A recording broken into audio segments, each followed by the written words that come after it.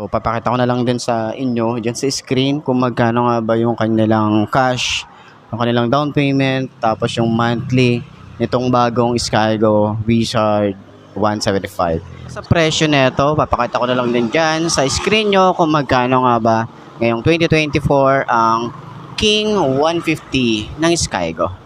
So, sa tingin nyo, sulit nga ba? Sa lahat ng mga naghahanap ng mga pang-tricycle, pang-custom, pwedeng-pwede ang isang to. At kung napapansin nyo, halos may pagkakahawig siya sa Monarch 150 or TM 150. Opo, may pagkakahawig talaga. Pero, meron din to na iba rin yung kay Monarch, iba rin yung kay Skygo. So ayun nga mga best, no, sa lahat ng mga nagtatanong kung magkano nga ba ang ganitong motorcycle, ito ay nagkakahalaga ng 48,800 para sa kanyang cash at yung kanyang installment and down payment para pag kumuha kayo ng hulugan, papakita ko na lang din yan sa screen nyo para at least meron kayong idea kung magkano nga ba ang ganitong motorcycle. So sa tingin nyo, sulit nga ba ang presyo niya?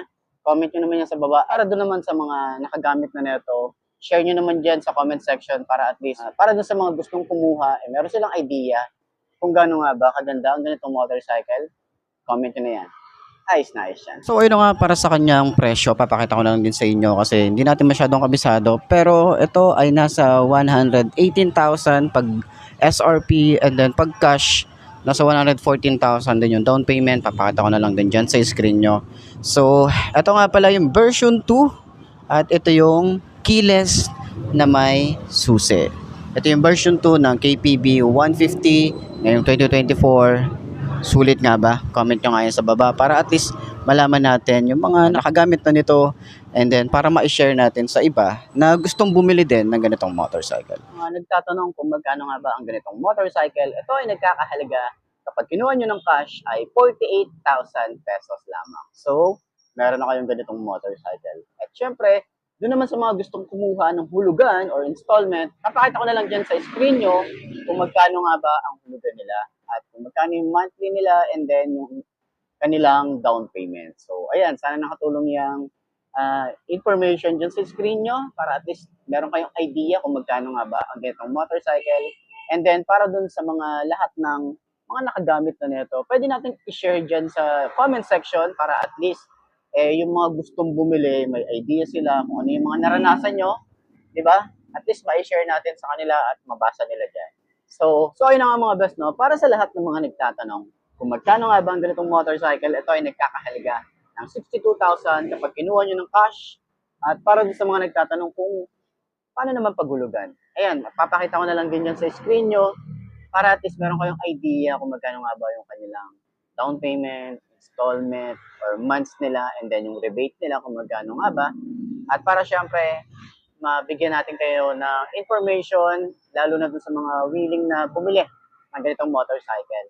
And then, para naman dun sa mga nakabili na, pwede ba nating i-share sa comment section ano nga ba yung mga naging experience natin dito sa motorcycle na to. Para at least meron din silang idea.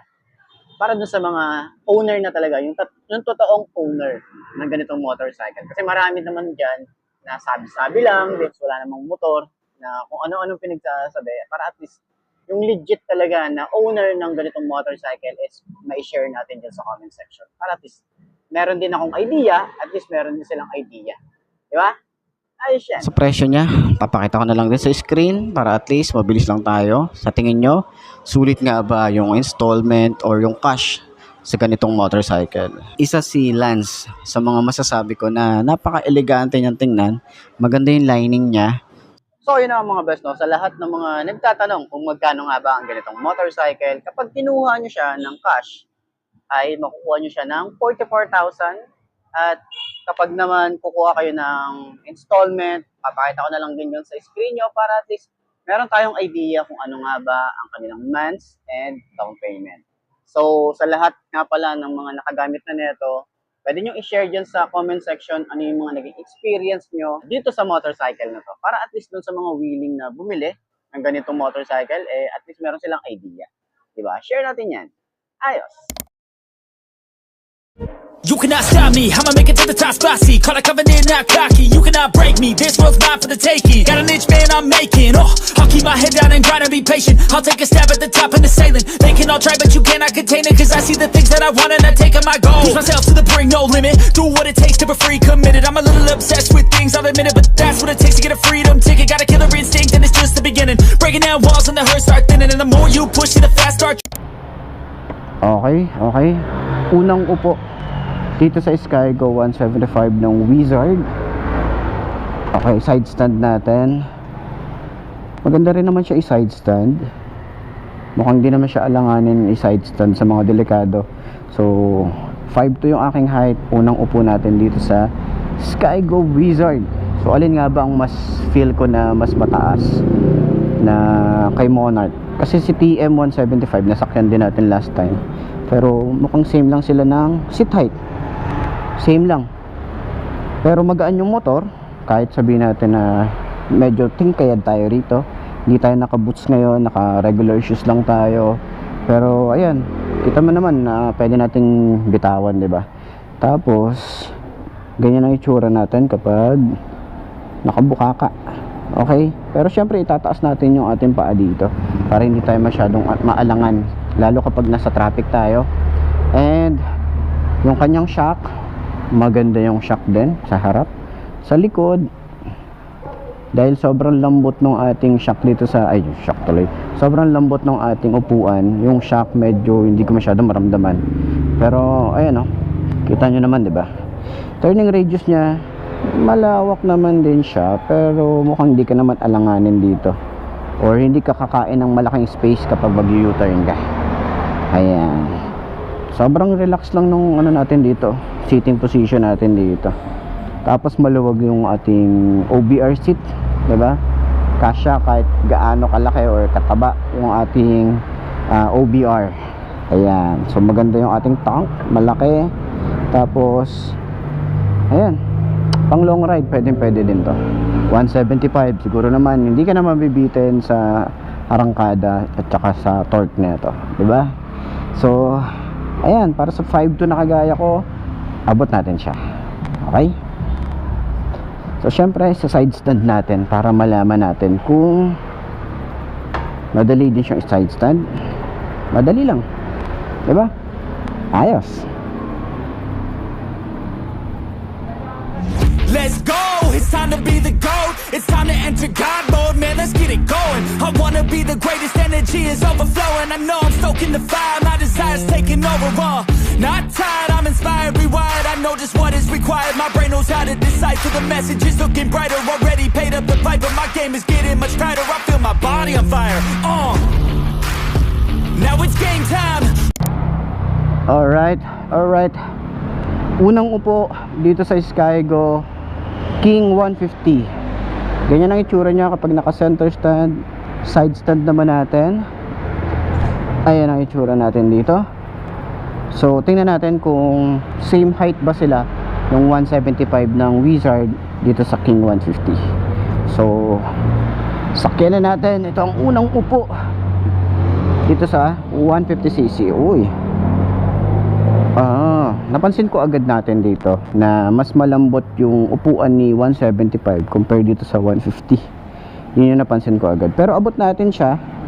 Itaas lang natin yung ating isang paa dito para hindi tayo masyadong mahirapan lalo sa traffic. Ganyan yung itsura natin. Okay, tingkayad tayo rito pero madali natin siyang i-handle. Hindi naman siya ganun kabigat, no? Kayang-kaya natin siyang i-maneuver. Ayan. Sa shock, medyo may naririnig akong konting ingay. Ayan, so syempre honest review tayo rito Ayan, malambot siya, maganda yung kanyang shock, malambot. Tapos yung sa likod, ayan, ramdam nyo ba? Kita nyo ba? Ayan, okay naman, mukhang okay naman.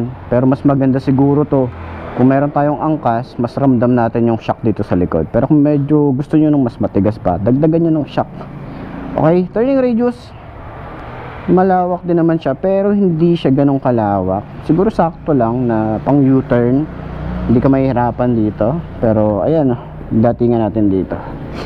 So sa lahat na ng mga gustong kumuha ng ganitong motorcycle, puntahan nyo na lang dito sa Skygo Baliwag. Pwede nyo akong kontakin para at least maibigay ko sa inyo yung contact number nila at kung mag-i-inquire kayo para at least, di ba, makatulong tayo sa Skygo na sa sales nila. Okay, so ayun, try natin i-center stand kung magaan din ba siyang i-center stand kasi yung iba nahihirapan eh. Yun oh, oh, di ba, ayos. Where did you go when I was down and I needed you most, yeah? Where did you go when I was alone just looking for hope, yeah? I worked on myself, learned a few lessons. Without you I spread my wings to the heavens. But where did you go when I was down and I needed you most, yeah? It was long days and long nights, battling with demons, so tired from the fights, yeah. I was struggling to make ends meet, thought I had you on my team, now the feeling's bittersweet, cause I look back now, and it looks different. I was trying to win for us, but you had a different mission, just listen. So ayan, side stand natin. Upuan natin itong Skygo Hero 125. Yung side stand muna natin. Okay. So maganda yung side stand niya. Talagang nakahigang-higa eh, no? So 5 to ang aking height. Yun no. Abot na abot naman natin to. Okay. Hindi naman tayo masyadong hirap, 'di ba? Medyo tiptoe tayo. Tapos yung shock niya rito, pansin ko na agad. Maganda yung shock niya. And then sa likod din, and maganda yung kanyang yung performance, maganda yung performance. Tapos malapad, no? Iba pa rin talaga pag nakaupo ka na, malapad yung kanyang handlebar. Turning radius niya, malapad din. Malawak oh. Mukhang hindi ka bibitinin nito. So, ang gaan ng motor, 'di ba? Tapos kapag nakasakay na tayo, ganyan, meron tayong malawak na legroom dito. And then pwede rin tayo rito maglagay pa ng bracket. Tapos maglagay tayo ng gamit dito para sa long ride. Pwede, 'di ba? So, ayun, sa lahat ng mga gustong kumuha ng ganitong motorcycle, pwede nyo kontakin.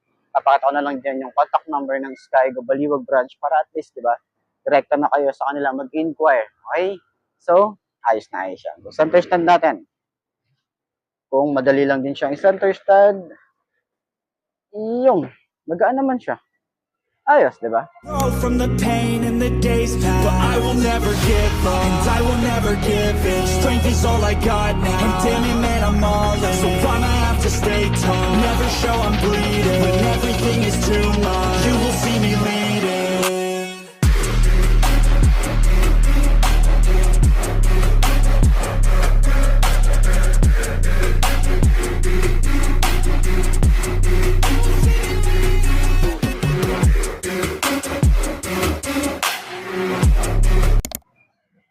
So, ayun na nga, upuan natin to. Unang upo natin dito sa may Skygo Hero 4 R125. So, Hero 4 kasi parang ano na siya, parang series 4 or pang-apat na, ewan ko kung pang Hero 4 na ba to o ano. Pero yun na nga, 5 to ang aking height. Side stand muna natin. Okay? Ayan ang itsura niya kapag naka-side stand. Medyo higang-higa siya, no? Tsaka ang lambot talaga ng upuan nito. Sobrang lambot. Okay, 5 to ang aking height. Sakyan natin. Yun oh, sobrang lambot agad oh. Hindi pa natin na itatayo yung motorcycle, pero yung upuan, ramdam natin yun. Sobrang lambot. Ayan, hindi tayo nakaboots ngayon, pero dahil nga makapal yung foam at malambot, sobrang lambot, umababa tayo. Pero ganyan ang tsura natin oh. Sobrang kapit pala nung leather netong foam na to. Yung upuan. Ano, kapit na kapit sa ating pants. So, ayan. Ganyan ang itsura natin. Okay, so mahaba pa or meron pa tayong space dito para maglagay ng gamit dito sa harap. At, ayan nga, sa shock niya, sa harap, sobrang lambot din, oh. Diba? Ang ganda ng play niya. Tapos sa likod din, malambot din. And then, kung gusto nyo ipang trail to, palitan nyo lang siguro yung kanyang tires, pang off-road, pwede nyo na tong ipang trail. Parang XRM din to eh. Kung medyo tight yung budget natin sa XRM, itong Skygo Hero 4 R125 Road Edition, baka trip nyo, di ba? So, sa turning radius niya, sobrang lawak din yan. Actually, tatama talaga siya. Ayan, oh. Di ba? Lalo kapag matangkad ka, tatama yan. Yan. Okay. So, ayun na nga, para dun sa lahat ng mga gustong kumuha ng ganitong motorcycle, pwede nyo kontakin yung contact number dyan sa screen nyo para at least makapag-inquire kayo sa Skygo Baliwag branch para ma-assist nila kayo. Or kung gusto nyo naman, pwede kayo mag-message sa Facebook page ko. Assist ko din kayo at bigyan ko kayo ng contact number nila or kung ano yung may tutulong ko sa inyo. Okay? Ayos na ayos yan. So, ayun na nga. Center stand natin kung magaan ba siya. Ayan. Magaan yung motorcycle at saka easy lang din naman siyang i-center stand. To make this our world, gonna die on this hill. Be ready to fight and be ready to kill. We never give up, no, we never sit still. It's time to stand up, time to take the red pill. To make this our world, gonna die on this hill. Be ready to fight and be ready to kill.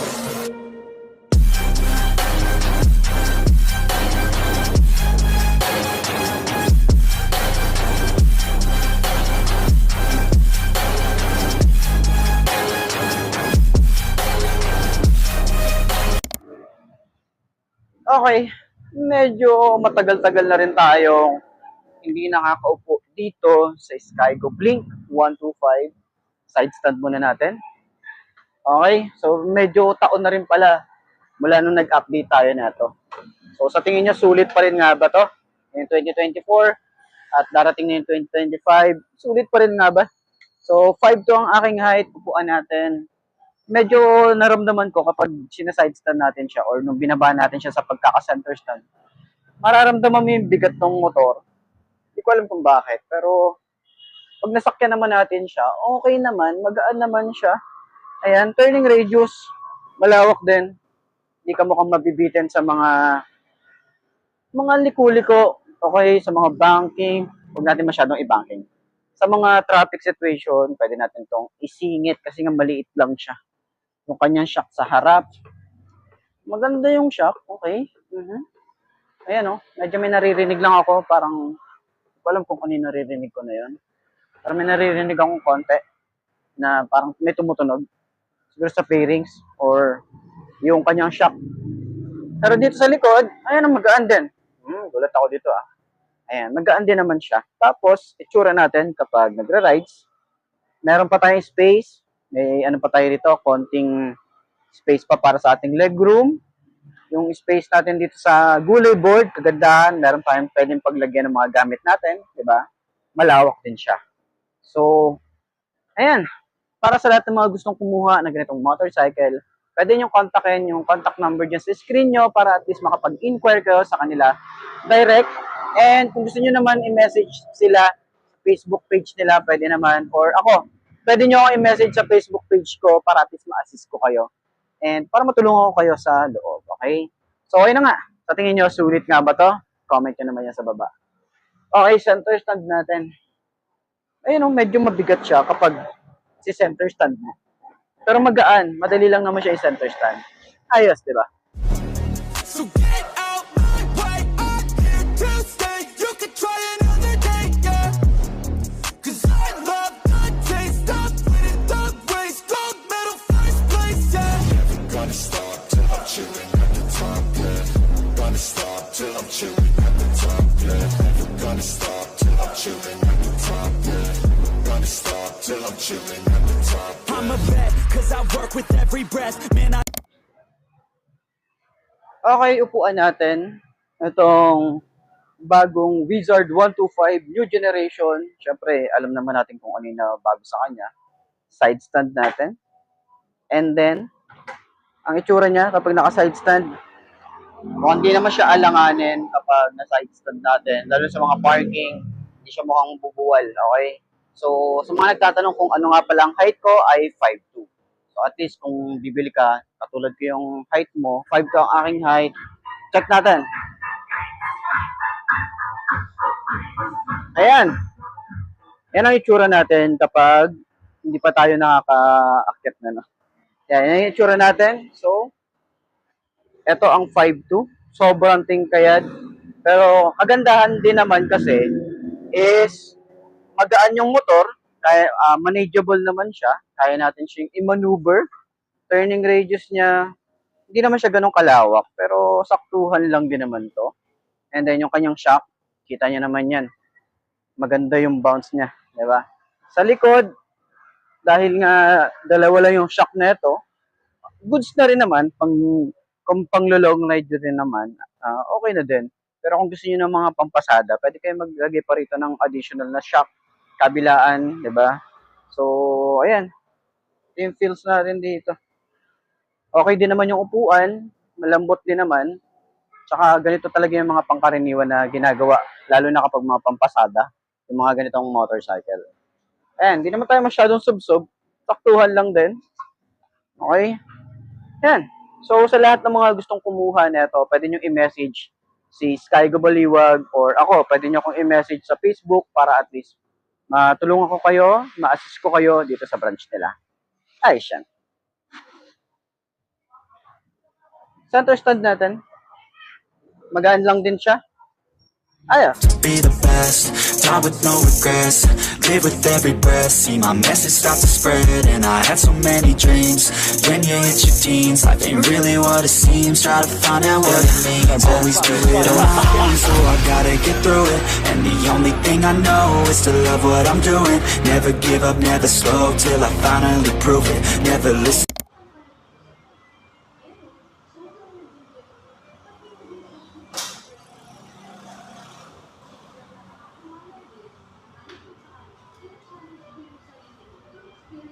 Para sa 5'2" na kagaya ko, talagang tingkay tayo rito. Tapos naka-boots pa tayo rito. So, yun nga, naramdaman din ulit natin na medyo mabigat nga siya kapag tinatayo. Pero kapag naitayo nyo na siya, balance naman na siya. Tapos gumagaan na siya. Tapos maganda yung kanyang shock, harap. No? Ramdam natin yung harap ng shock. Kasi medyo hindi natin masyadong abot yung likod kaya hindi natin matatry. Pero sana makapag-test ride tayo ng mga ganitong motorcycle ni Skygo. Looking forward tayo sa mga ganong pagkakataon, di ba? Na mapa-test ride tayo ng mga ganito. Or kung meron na kayo dito, is baka pwede nyo naman pahiramin, di ba? Para at least ma-share natin sa iba kung gano'n nga ba kaganda itong Lance 150. Okay?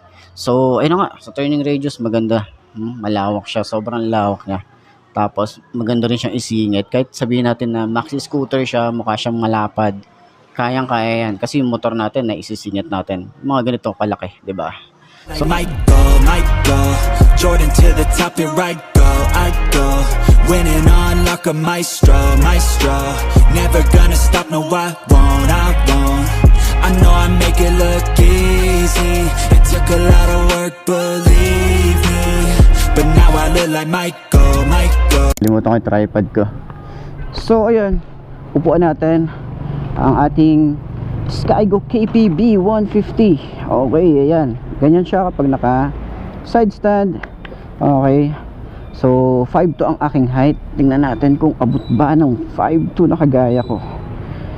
Ito, abot natin to eh. Pang mga Pilipino height talaga to eh. Mga kagaya kong 5'2". Ayun, hindi tayo masyadong hirap dito. Hindi katulad nung kay Skygo tuloy. Kay Rusi na sobrang tingkaya tayo rito. Pero ito, sobrang abot natin. Hindi naman tayo sobrang tiptoe, pero kahit papano hindi tayo hirap lalo sa traffic, 'di ba? Sa kanya yung front shock, ayan. Ganda ng shock, no? Sa likod, hindi ko masyadong maramdaman, pero dahil nga naka single side monoshock tayo rito, eh maganda rin yung shock niya kasi nga pwede niyang i-adjust. Turning radius sobrang lawak din 'yan. Sobrang lawak din. And then yung ating legroom malawak din, so pwede pa tayong umusad. Ayan, ganyan yung itsura natin. Tapos pag nag-extend tayo, okay, so napakaganda rin ng upgrade dito na ginawa ni Skygo na keyless tapos disusi, diba? At least kahit pa paano meron silang binago sa motorcycle na to. So ito, subok na rin to, marami na din gumagamit nito. Medyo hindi nga lang siya masyadong pansinin sa kalsada, pero masasabi natin na yung quality is nandito talaga. Lifan yan eh. Tsaka Skygo yan, di ba? So ayun na nga, sana nakatulong tong video na to. Puntahan nyo na lang and kontakan nyo na lang yung number na nandito sa screen nyo, para at least kung gusto nyo kumuha na ito, direct na kayo na makokontak or makontak yung ating Skygo branch dito sa Baliwag. Okay, so sana nakatulong tong video na to. Ayos yan.